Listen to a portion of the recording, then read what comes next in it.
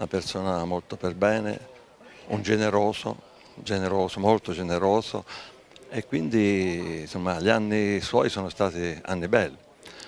Ho un ricordo, una fotografia dove il dottore Barbera non andava in tribuna a vedersi la partita, ma allora il vecchio campo, diciamo, non era questo, dove c'erano i gradini, dove si scendeva per andare poi negli spogliatoi, seduto insieme al signor Lo Sciscio, a Biagini che faceva l'allenatore in seconda in quel periodo, ed altre persone, quindi insomma una persona molto per bene, molto squisita, molto alla mano. Mi prendo la briga e anche così mi permetto di continuarla a chiamarla Pupo Malavasi.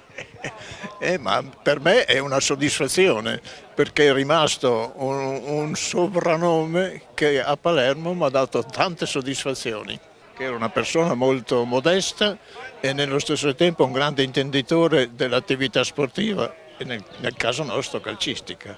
Era un presidente invadente, da un punto di vista tecnico. No, è sempre stata una persona molto attenta e anche intenditore, il che ci rendeva a noi altri sempre la vita difficile perché dovevamo accontentare anche il presidente al di là del risultato. Siamo riusciti a mettere su veramente uno scorcio di vita di papà che non è stato facile. Io perché ero molto più piccola, i ragazzi un po', anche i nipoti, gli altri stanno fuori, papà sarebbe felicissimo. Infatti siamo molto emozionati. Devo dire che poi insomma questo Palermo in A Ha sancito tutto. ha sancito tutto. Cosa vi è arrivato di nonno Renzo?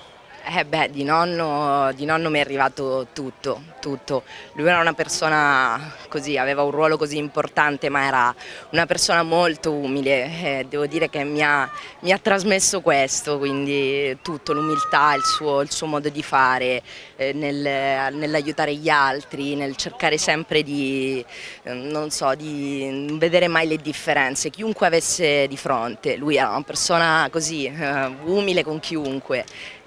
Eccezionale e unico, se posso dire.